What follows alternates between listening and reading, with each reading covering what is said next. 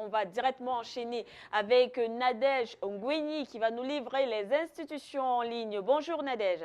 Bonjour Manuel Asike, bonjour Guy Fondop. On espère que le week-end s'annonce bien. Ah, Nadège. plutôt bien, plutôt bien. D'accord, ok. Vous allez donc nous livrer les institutions en ligne.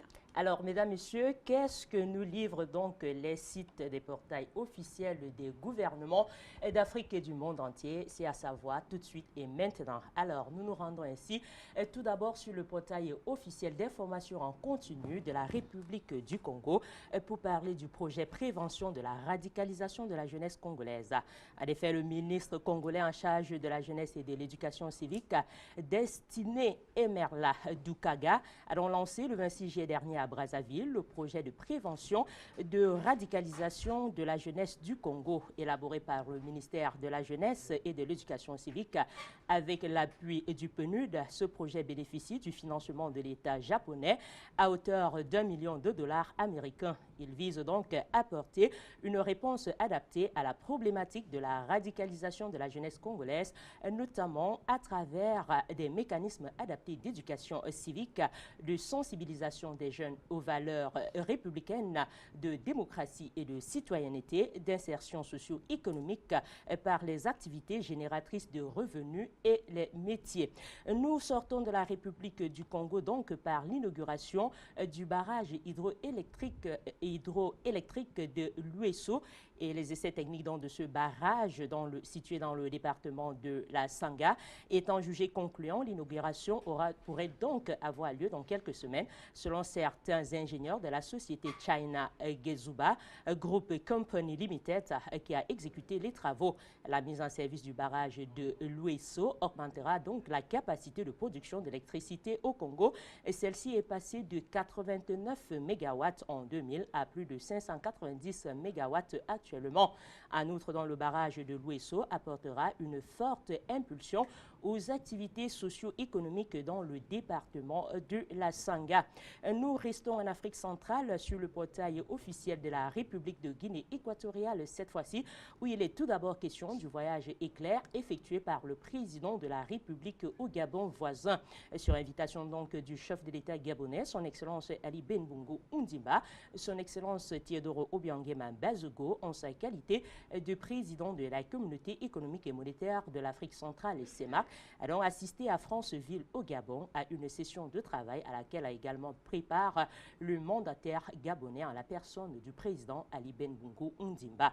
Nous sortons de la République de Guinée équatoriale donc par la réunion extraordinaire de l'UMAC avant le sommet extraordinaire des chefs d'État de la Communauté économique et monétaire de l'Afrique centrale, le CEMAC, qui débutera donc demain samedi 30 juillet 2016 à Malabo 2, donc la capitale de Guinée équatoriale. Des réunions préparatoires sont déjà tenues, à l'instar de celle qui a donc eu lieu le 27 juillet dernier au siège de la BEAC, la Banque des États de l'Afrique centrale. 2 points ont été abordés lors de la réunion, à savoir la présentation du rapport du gouverneur de la BEAC et la présentation du bilan sur le fonctionnement de cet établissement bancaire de 2010 à 2016.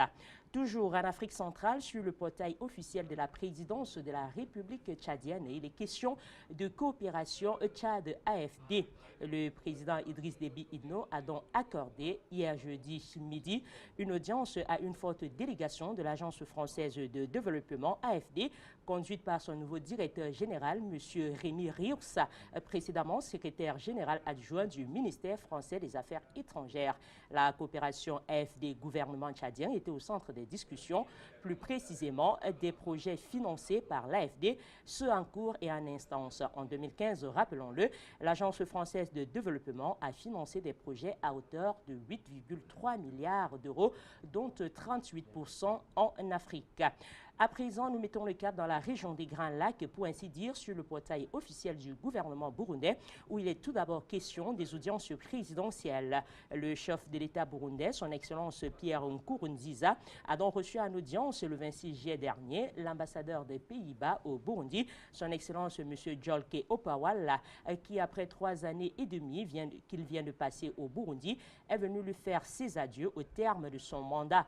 Auparavant donc, le chef de l'État burundais, son Excellence Pierre Nkurunziza, avait reçu le représentant légal de l'organisation SOS Mission Internationale, M. Johannes Omorisa, venu pour l'encourager dans sa voie de ramener la paix au Burundi, selon donc sa déclaration à la sortie de l'audience que lui a accordée le numéro 1 burundais. Et nous sortons de la République du Burundi par la promotion des investissements.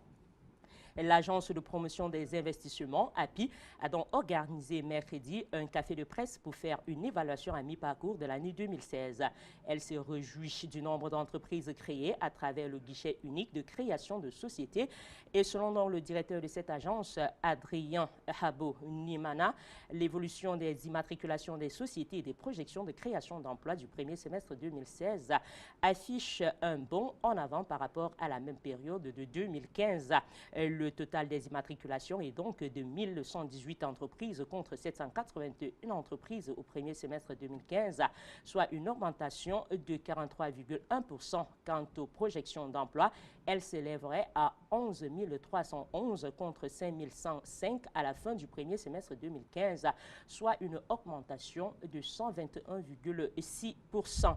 Et cap à présent en Afrique de l'Ouest, tout d'abord sur le portail officiel du gouvernement béninois, où il est question également d'une autre audience présidentielle. En effet, le président Patrice Talon a reçu en audience ce mercredi M. Abdel Salam Haïzoun, président du directoire Maroc Telcom. M. Abdel Salam Haïzoun était donc accompagné par Ahmed El Atta, directeur général d'Etisalat Bénin Move Bénin. Toujours en Afrique de l'Ouest, sur le portail officiel de la présidence de la République nigérienne, il est question de coopération bilatérale. Le chef de l'État nigérien, son Excellence Issoufou Mahamadou, a reçu hier jeudi 28 juillet 2016 l'ambassadeur de Turquie au Niger, son Excellence Hüseyin Özdemir. Le diplomate turc, après avoir été reçu en audience donc par le président Issoufou, a déclaré à la presse avoir transmis au chef de l'État nigérien un message de remerciement de son homologue de Turc, son Excellence Recep Tayyip Erdogan.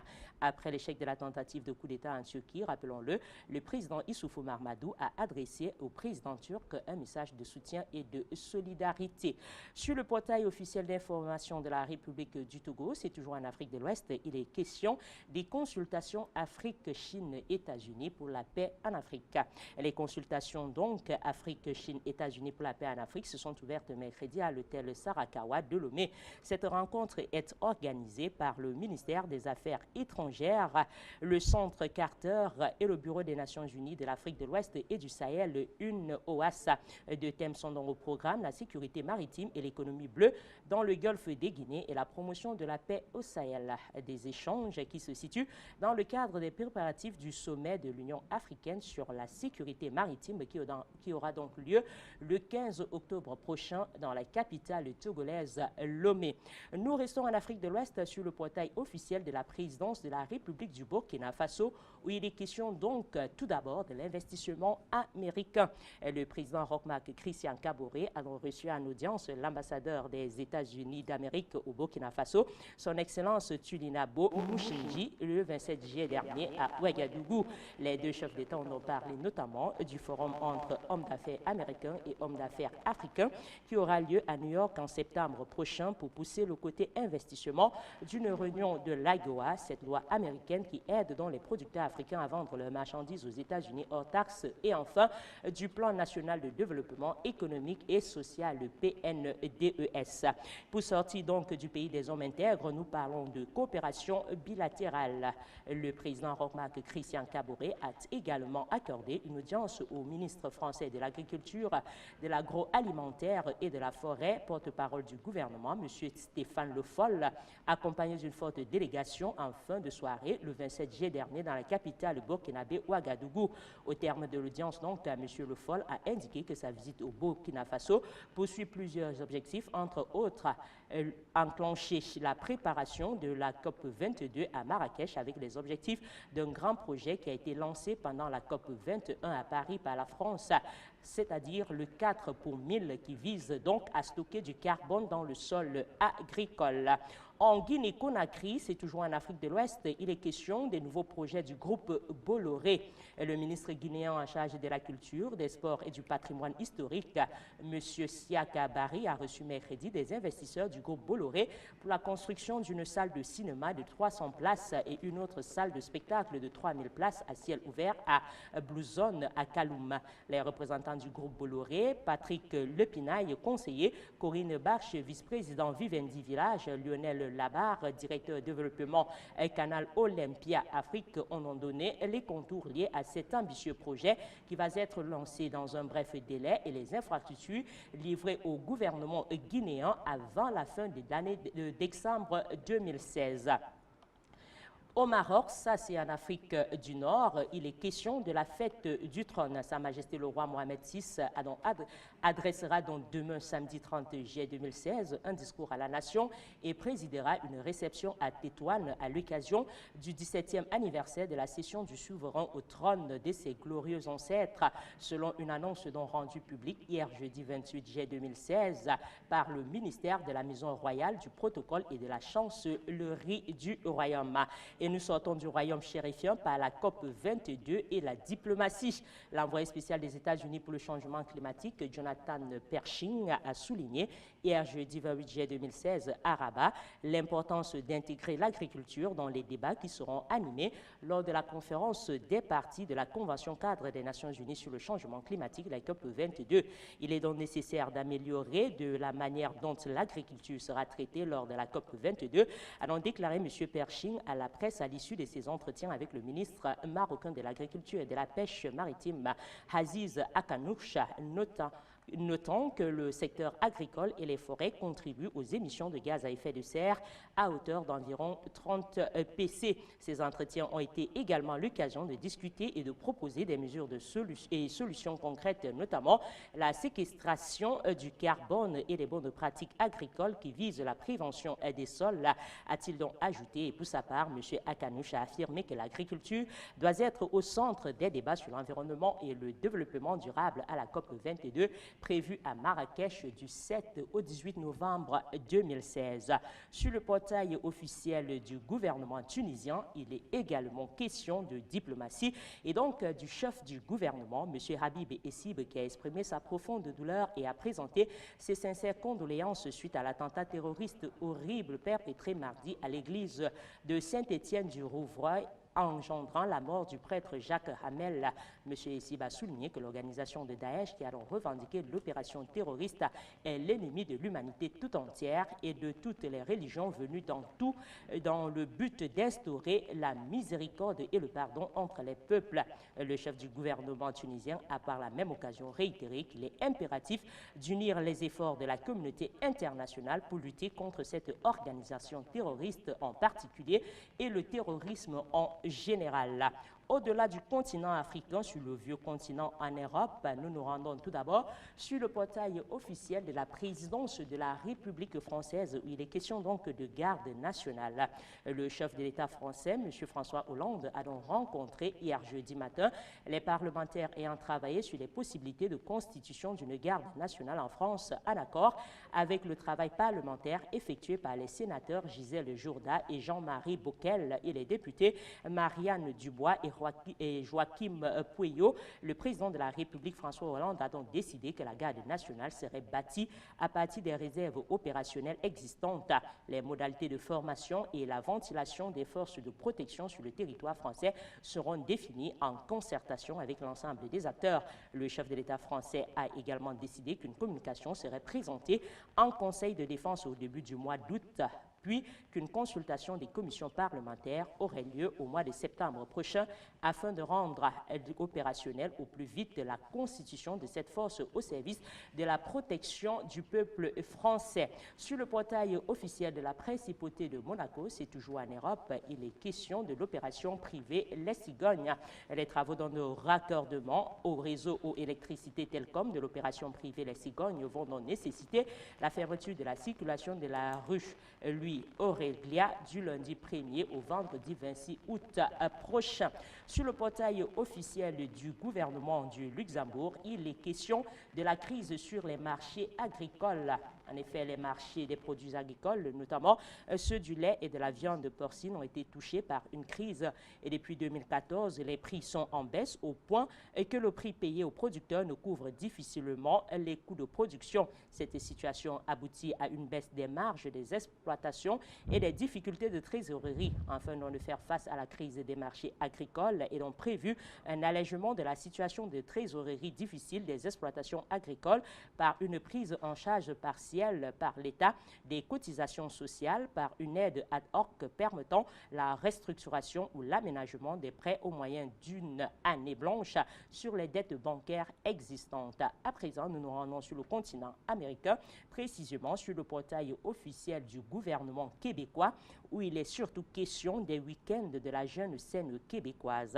Et depuis le 15 juillet dernier, donc, des artistes promoteurs de la relève québécoise donnent rendez-vous au public à la Maison du Québec à Saint-Malo pour les week-ends de la jeunesse scène québécoise, organisés dans un partenariat avec l'Office franco-québécoise pour la jeunesse. Ces week-ends mettent en valeur de jeunes talents œuvrant dans des disciplines variées. Ainsi, les 29, 30 et 31 juillet 2016, les danseurs du collectif Alt Shift présentent la création Entre Lacs grâce au soutien du Conseil des arts et des lettres du Québec et la collaboration de la danse sur les routes du Québec. Plus de détails donc sur les week-ends de la jeunesse scène québécoise et bien plus sur les actions du gouvernement québécois, c'est à lire intégralement en parcourant le portail officiel du gouvernement du Québec. Voilà, mesdames, messieurs, livré donc les institutions en ligne en langue française de ce vendredi 29 juillet de l'an de grâce 2016. Merci à vous, Nadège Nguini, justement, pour ces institutions en ligne qui vont nous accompagner, ces informations qui vont nous accompagner durant tout le week-end. Et on aura certainement d'autres informations fraîches la semaine prochaine. Voilà, on va faire comme d'habitude, Nadège. Vous ne partez pas comme ça, surtout que c'est le début du week-end. Il faut qu'on se sépare bien. Alors, pour se séparer, Nadège, on rappelle, en tant que journaliste justement de la rédaction d'Afrique Média, on aimerait avoir aussi votre impression, votre avis justement sur cette actualité-là du côté de la Côte d'Ivoire, la grogne de la population contre la hausse des prix des factures d'électricité. Merci Manuela, mais ce qu'il faut déjà savoir, c'est que depuis la fin des années 2010, donc, la cherté de la vie va crescendo en Côte d'Ivoire et depuis la deuxième moitié du premier mandat présidentiel de M. Alassane Dramane Ouattara, donc, les contestations contre l'insécurité sociale et économique sont devenues légion dans le pays et que la population aujourd'hui investisse les rues pour se liguer contre une hausse vertigineuse des prix de l'électricité. Ce n'est guère une surprise et d'ailleurs cette situation ne vient que conforter une impression qui se fait de plus en plus forte, comme quoi les gouvernements, que ce soit ceux de l'hémisphère nord ou de l'hémisphère sud, ne travaillent plus vraiment à servir le peuple, sinon à servir ceux qui le contrôlent, c'est-à-dire ceux qui les ont placés où ils sont. Et donc, sinon, comment comprendre que dans un pays comme la Côte d'Ivoire, poumon économique, locomotive même d'une sous-région. 9% de taux de croissance en 2015. Bien évidemment. Et donc, locomotive d'une grande sous-région, la sous-région ouest-africaine, que depuis le début des années, de l'année 2015 et jusqu'à ce jour, les populations, tous les jours, investissent les rues, quand ce n'est pas pour revendiquer ou dénoncer la cherté de la vie, c'est pour dénoncer la mise à tabac des étudiants dans les campus universitaires, c'est pour dénoncer la destruction des écoles en pleine année scolaire, c'est pour dénoncer l'insécurité grandissante dans les rues, c'est pour dénoncer des exactions, des arrestations arbitraires. Avec tout ceci, on peut simplement dire qu'en Côte d'Ivoire, il fait vraiment un mal vivre ces derniers temps. Et donc, aujourd'hui, que la population soit dans les rues par rapport à cette hausse des prix de l'électricité, parce que ce qu'il faut rappeler déjà, c'est que la contestation même, c'est le fait qu'en un mois, ils aient reçu 2 factures d'électricité Tout à fait. et que les prix même de ces 2 factures étaient exorbitants.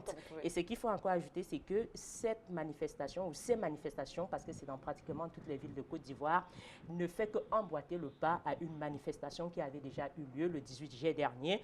Et celle-ci opposait bien évidemment des étudiants du campus universitaire Félix Houphouët-Boigny d'Abidjan aux policiers. Et au résultat des courses, il y a eu plus d'une dizaine de blessés et plus d'une soixantaine d'arrestations.